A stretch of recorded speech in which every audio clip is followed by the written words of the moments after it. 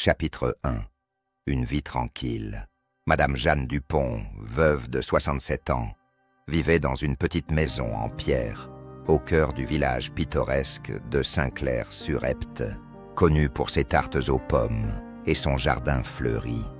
Elle menait une vie paisible, rythmée par les visites hebdomadaires à la boulangerie et les après-midi passés à lire sur sa terrasse. Cependant, derrière cette façade de tranquillité, Madame Dupont cachait un secret que personne dans le village ne soupçonnait. Personne n'aurait deviné que cette femme ordinaire avait vécu une vie extraordinaire. Chapitre 2. Une jeunesse aventurière. Jeanne Dupont, née Jeanne Lambert, avait grandi dans les rues animées de Paris. Fille unique d'un ingénieur et d'une institutrice, elle avait toujours rêvé d'aventures à l'âge de 20 ans. Après avoir terminé ses études en linguistique, elle avait décidé de voyager à travers le monde. Elle avait commencé par l'Europe, travaillant comme traductrice freelance, puis s'était aventurée plus loin, en Asie et en Amérique du Sud.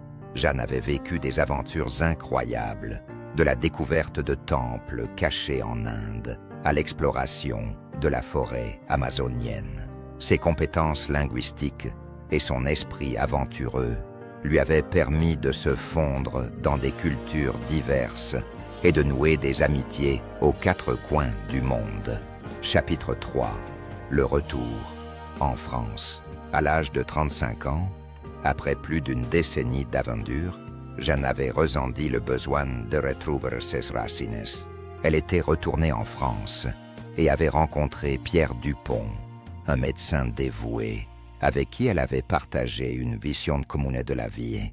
Ils s'étaient mariés et avaient décidé de s'installer dans le paisible village de Saint-Clair-sur-Epte. Leur mariage avait été heureux, mais sans enfants, ce qui leur avait permis de se consacrer à leurs passions respectives. Pierre était souvent en déplacement pour des missions humanitaires, tandis que Jeanne se plongeait dans son amour pour la littérature et le jardinage. Chapitre 4. Le coup du sort. La vie tranquille de Jeanne fut bouleversée lorsque Pierre mourut subitement d'une crise cardiaque. Dévastée, elle trouva du réconfort dans ses souvenirs d'aventures passées. Plutôt que de se laisser submerger par la douleur, elle décida de revisiter ses souvenirs et de mettre par écrit ses expériences. Chaque jour, elle écrivait des pages et des pages de ses aventures, détaillant ses rencontres, ses découvertes et les leçons qu'elle en avait tirées.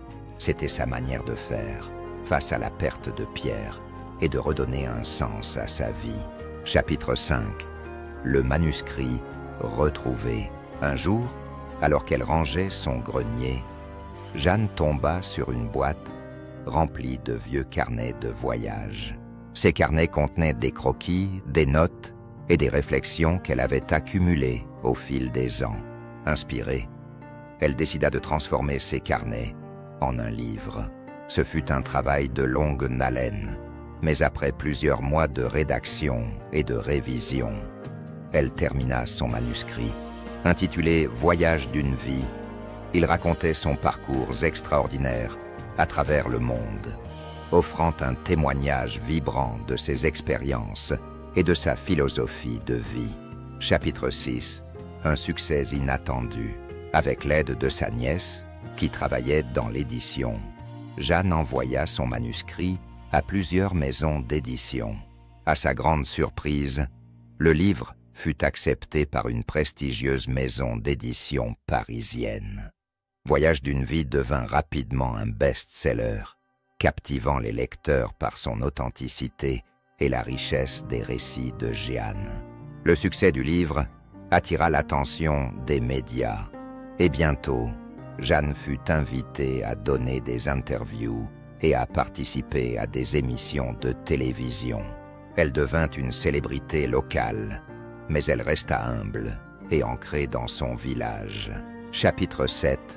Partager la sagesse. Avec son nouveau statut de célébrité, Jeanne profita de l'occasion pour partager sa sagesse et ses expériences avec un public plus large. Elle organisa des conférences et des ateliers, encourageant les gens à poursuivre leurs rêves et à embrasser l'inconnu. Elle devint une source d'inspiration pour de nombreuses personnes jeunes et moins jeunes, qui voyaient en elle un exemple de courage et de résilience. Jeanne trouvait une nouvelle forme de bonheur en aidant les autres à trouver leur propre chemin. Chapitre 8. La transmission du savoir. Avec le temps, Jeanne prit sous son aile de jeunes écrivains et voyageurs en herbe, partageant avec eux ses connaissances et ses compétences. Elle organisa des ateliers d'écriture dans son jardin, créant un espace de créativité et d'échange. Ses élèves appréciaient non seulement son expertise, mais aussi sa gentillesse et son humilité. Pour eux, elle était plus qu'un mentor. Elle était une amie et une guide. Chapitre 9. Une dernière aventure. Malgré son âge avancé, Jeanne ne perdit jamais son esprit d'aventure. À 70 ans, elle entreprit un dernier grand voyage, cette fois-ci en Afrique. Accompagnée de sa nièce et de quelques amis proches, elle visita des villages reculés, participa à des safaris et découvrit des paysages à couper le souffle. Ce voyage fut pour Jeanne une célébration de la vie et de la beauté du monde.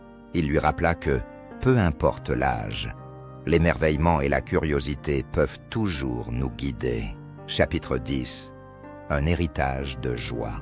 De retour à Saint-Clair-sur-Epte, Jeanne se consacra à écrire un dernier livre, relatant ses aventures africaines et les leçons qu'elle en avait tirées. Elle souhaitait laisser un héritage de joie, de courage et de sagesse pour les générations futures. À sa mort, à l'âge de 82 ans, Jeanne laissa derrière elle une communauté transformée. Son esprit d'aventure, sa passion pour la vie et sa capacité à inspirer les autres continuaient de vivre à travers ses livres, ses élèves et les nombreux cœurs qu'elle avait touchés.